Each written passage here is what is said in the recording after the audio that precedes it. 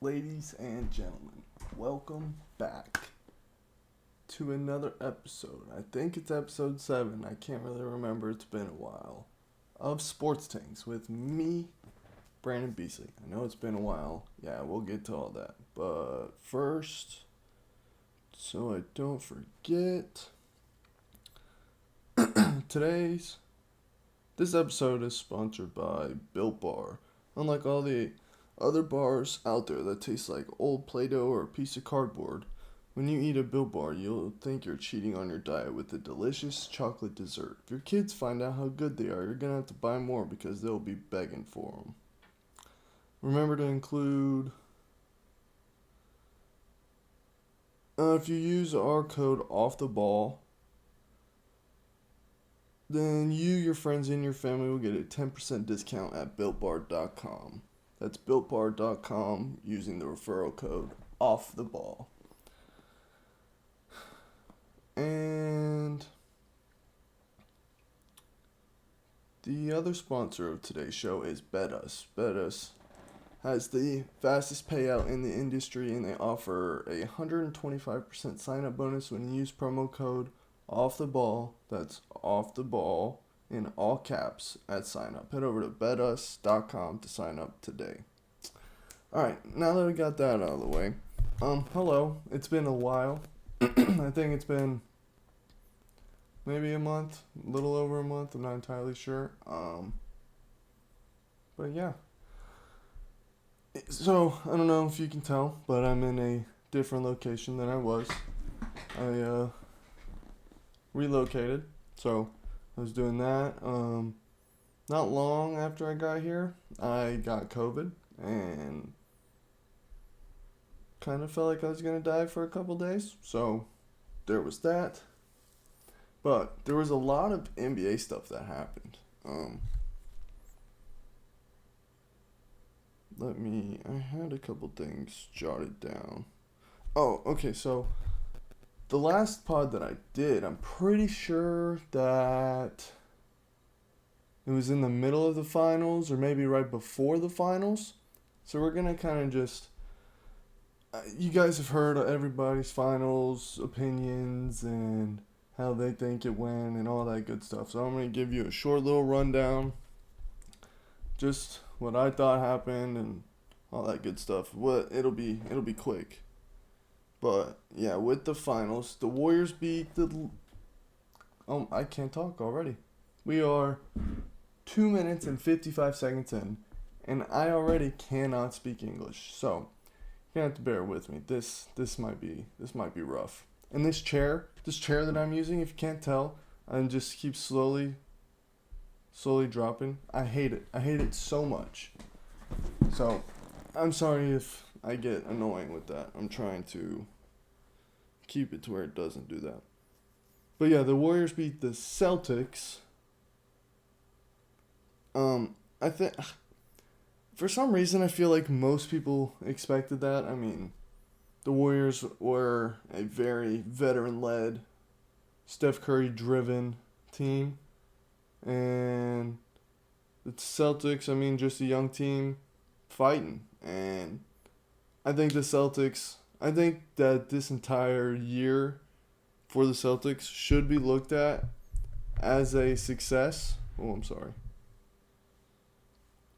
Because I think that they very easily could be back competing for a championship for the next, I don't know, if they keep the core, I mean, 4 or 5 years at least? I mean, Jason Tatum's young, Jaylen Brown's young. I know Marcus Smart is getting old. Al Horford's obviously old, but Robert Williams is really young if he can stay healthy. So I think that they'll bounce back. I mean, I feel like these playoffs were almost like Jason Tatum's like breakout. I mean, that's kind of what we talked about the whole time. He had multiple games in these playoffs where he literally just took the game over, won it for his team. I was very impressed with the way that Jason Tatum handled himself in those playoffs. I really was. But yeah. And for the Warriors, I mean, I can only imagine. I mean, you saw Steph Curry crying after the game ended. I mean, I don't think anybody has. Maybe they have. I'm not entirely sure. But I bet if you were to ask Steph Curry which of his championships mean the most to him, he would say this one because they won it for Clay. I mean, they hadn't. Last year they didn't make the playoffs. They had a very high pick in the draft, and so I think just the struggle that comes with winning a championship, I think that it just it just hit Steph a little different. It was like it was kind of similar to the way that LeBron felt whenever he went back to Cleveland and won the title. Just in terms of all the adversity they had to go through and all that good stuff. Who really cares? But yeah. Um, I think this solidifies Steph Curry as at least a top 20 player in the league. We'll see what else he can do. And I think by the time his career's over, if he, barring injury, hopefully doesn't get injured. I love watching Steph Curry play. If he doesn't get injured, I think he can easily play until 38, 39, 40.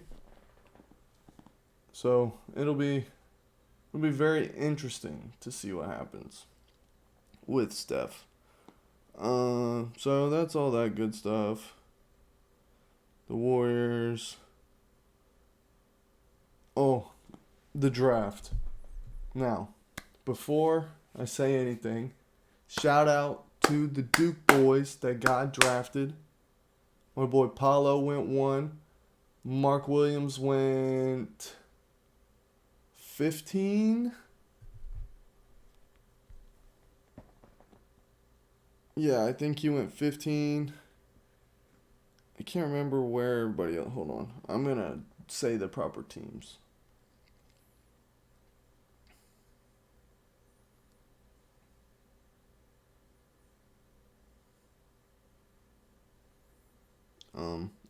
Now I can't think of any names.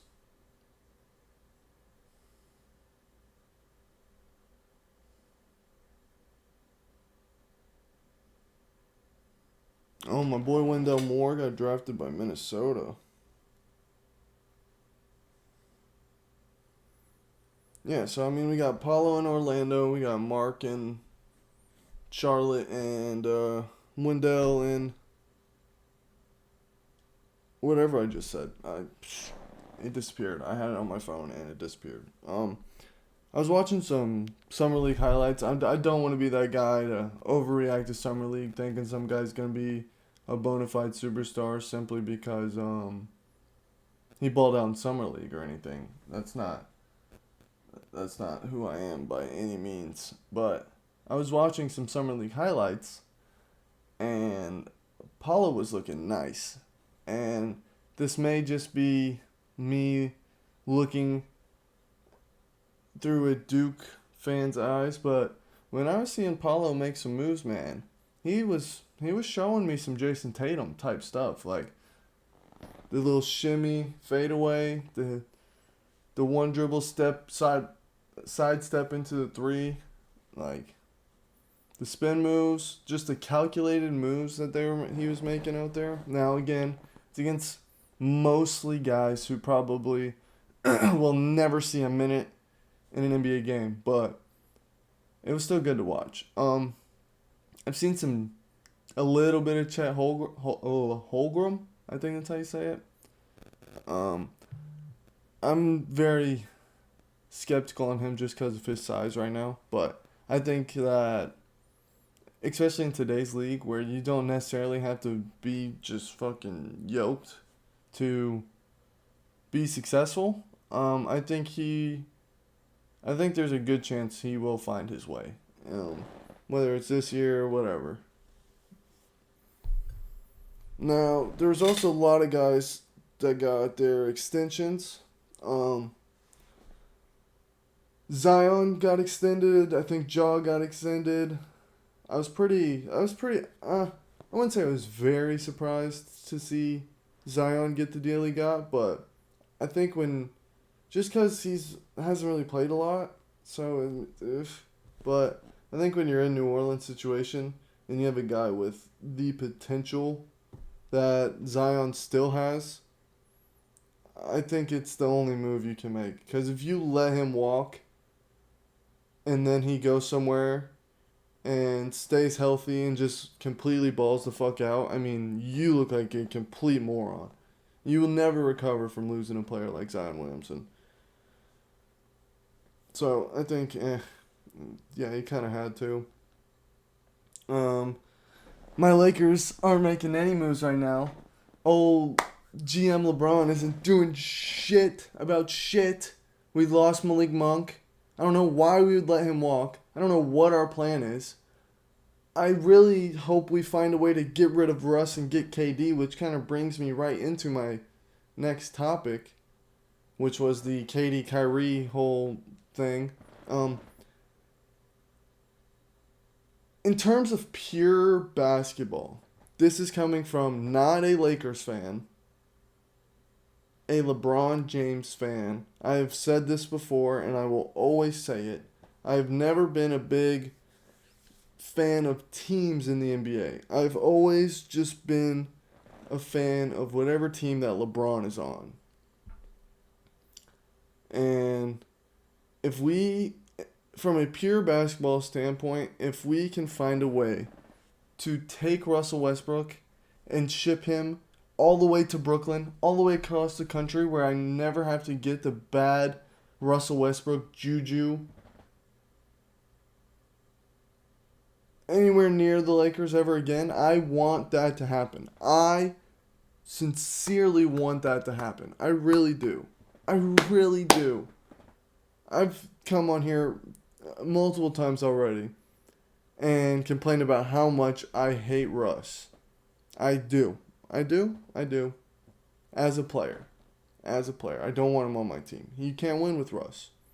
Now, everybody's going to say, yeah, Kyrie's a dipshit. Kyrie doesn't play. But from a pure basketball standpoint, take everything else away, all the distractions when we're simply looking at basketball.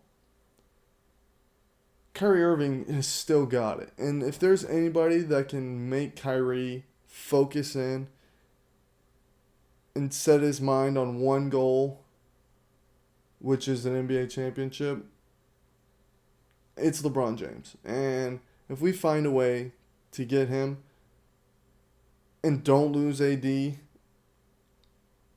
I think we're right back in the mix.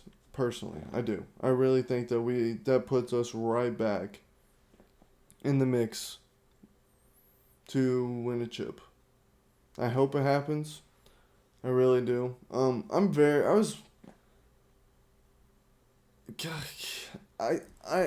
almost want to feel bad for KD.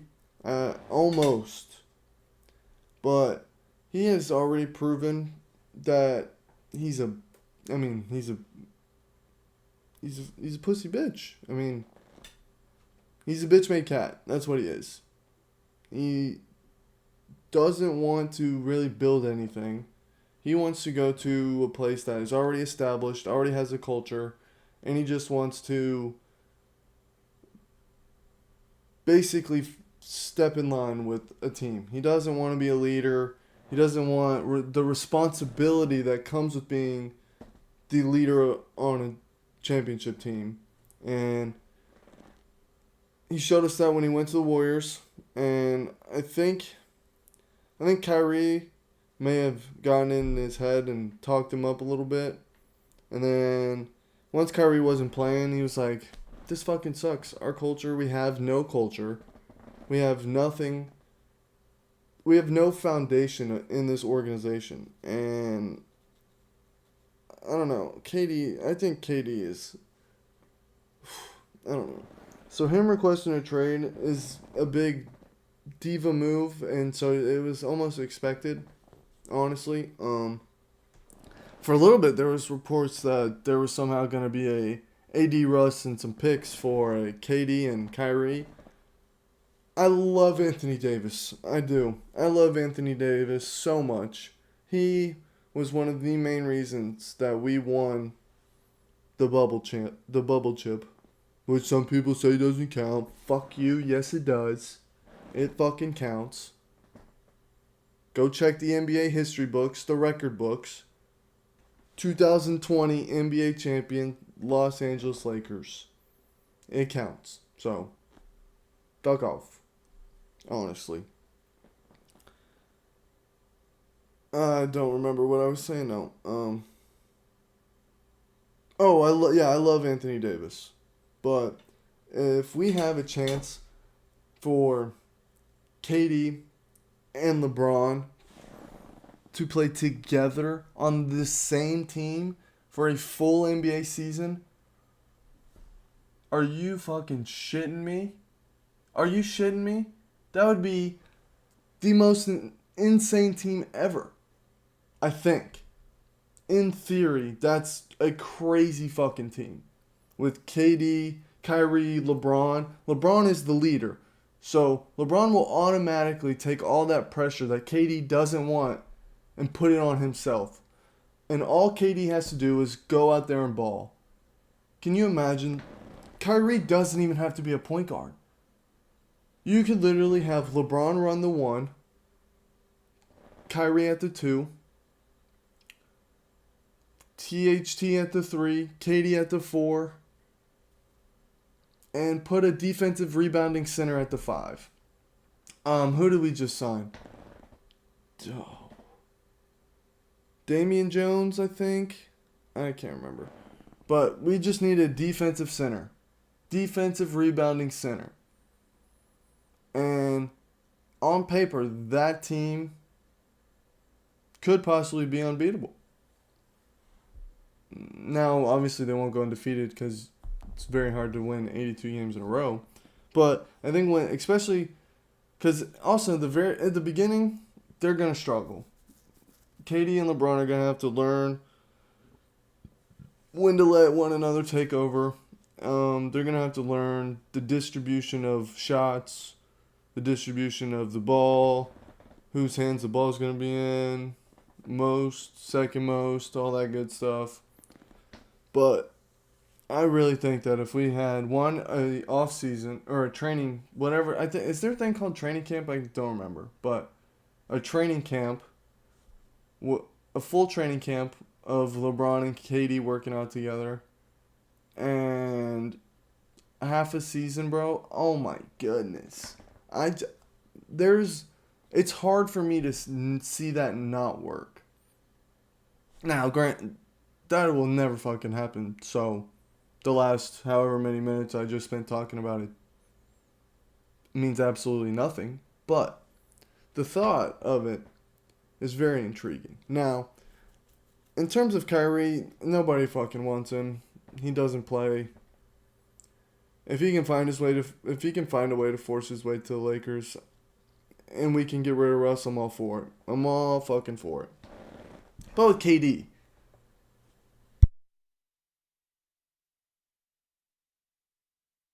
but with KD, I saw some possible places, and I just thought they were interesting. Now, after I saw it and actually thought about who they had to offer, there was no packages that could really be enough for KD, especially when Rudy Gobert. I will talk about Rudy Gobert in just a second. But if there was a way that the Grizzlies could trade, let's just say, JJJ, Dylan Brooks, Desmond Bane, 3 picks and 2 pick swaps for KD. I mean, you're kind of gutting your team, but you are bringing in a bad motherfucker. You know what I'm saying? I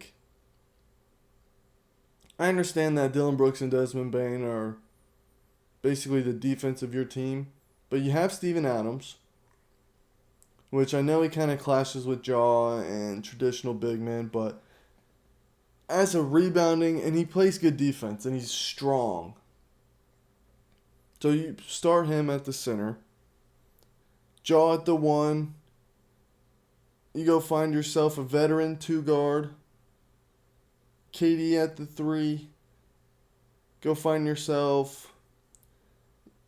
I wouldn't say he doesn't necessarily have to be a dominant post threat presence, but I would think you need to go find a guy who is a solid post threat and a great to elite rebound defender.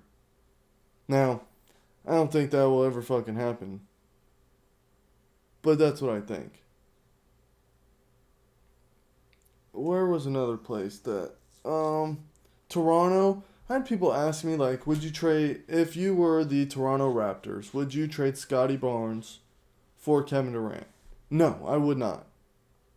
And people would be like, what? It's Kevin Durant. Yeah, but Kevin Durant is year 16 right now, and he has a history of injuries. He does.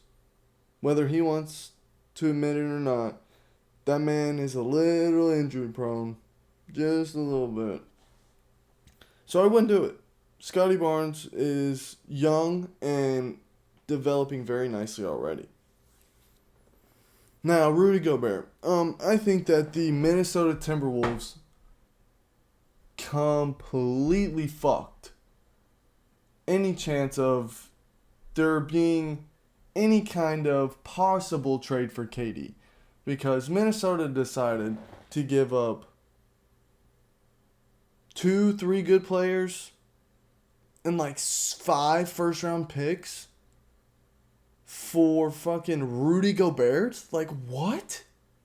Rudy Gobert is not an elite player. There's a reason Utah was getting rid of him. I don't think you can win with him. He has no offensive presence, really. Everything he does is off rebounds and little putback stuff. He can't shoot free throws. His defense has gotten progressively worse every year. It has. Donovan Mitchell is an elite pick and roll outside scorer. All Rudy has to do is set a pick and roll to the rim, and you can't do it with him. You can't do it with him. I don't like Rudy. I don't. And I think Minnesota is just fucking themselves. Like, what are you going to do with him? Him and Cat? You're telling me you're going to start him and Karl-Anthony Towns together? No shot. No shot. I understand that Cat is a pussy and can't muscle up to any center in the NBA whatsoever. So playing him at the 4 might actually work. But it won't because he's a pussy. Soft. Bitch-made cat. Karl-Anthony Towns is. He's got a little jumper on him, yeah. But he's still a soft bitch-made cat. And yeah, I don't see how that trade benefited them in any way. I don't. I really don't.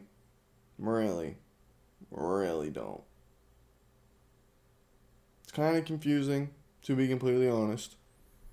But, hey, it's not my fucking team. My fucking team has Russell goddamn Westbrook, and we won't fucking do anything with him. You know why?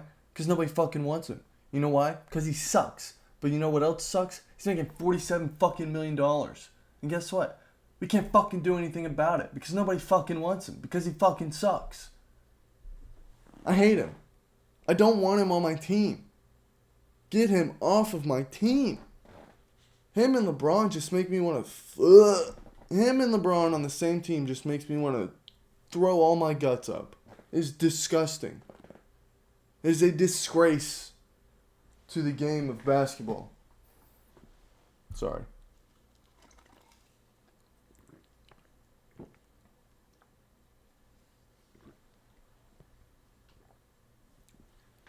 Alright. Now that I'm done ranting about Rudy Gobert. Football. I'm so excited for football to start. I think it starts August, I want to say. I don't know exactly when it starts. Maybe September. But I am very excited. I've seen a lot of things in terms of Steelers. And also, I don't know why, but I just jumped to football. There's a good chance I'm going to jump back to basketball. So, you're just going to kind of have to deal with it. My mind is, I got to get back in the flow of this whole podcast talking to myself type thing. I was in a flow there for a little bit, but I forgot the adjustment that it took. But what are you going to do? You know what I'm saying, man? What are you going to do? It is what it is. Fuck. What was I talking about? Football. Oh. I'm pretty excited about the Steelers, actually. Some training camp stuff. I've heard that Mitch Trubisky is actually doing very well. Cam Hayward. Anytime Cam Hayward talks, I get excited.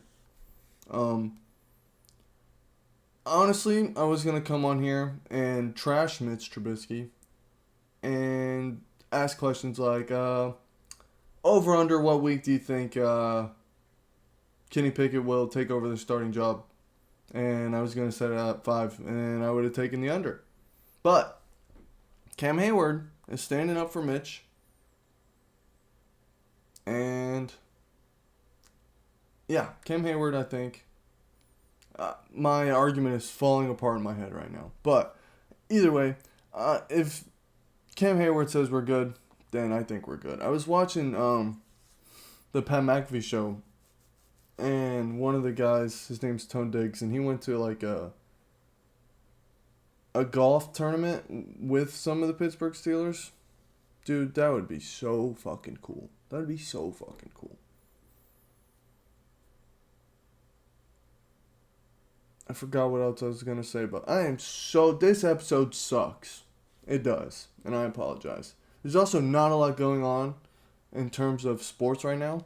So, this episode is going to be a little shorter. I wanted to record something and be able to put I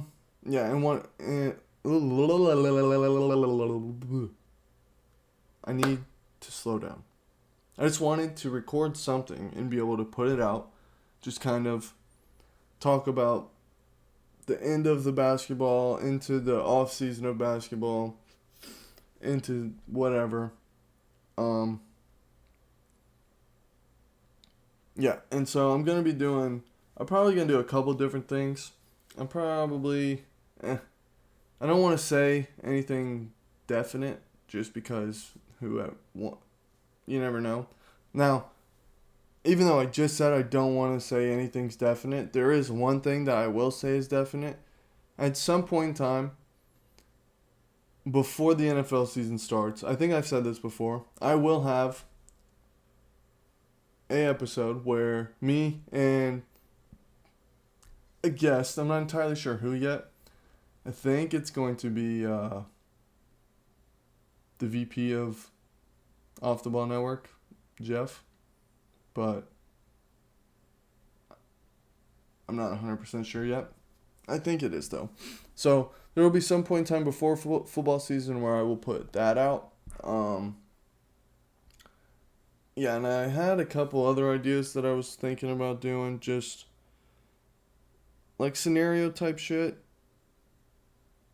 You'll see it once it goes up, clearly. I'm sorry, this show fucking sucks. I don't even know what I just said the past 29 minutes so far. Yeah, so I'm sorry that this episode is going to be very fucking weird. I promise I will get back into a rhythm, hopefully. If not, then don't listen. I don't know. I'm pretty positive that I'll get it back, but you never know, right? So yeah, I think that's about it. Make sure you follow me on Twitter, Brandon_Beezley. Make sure you follow me on Instagram, Brandon_Beezley.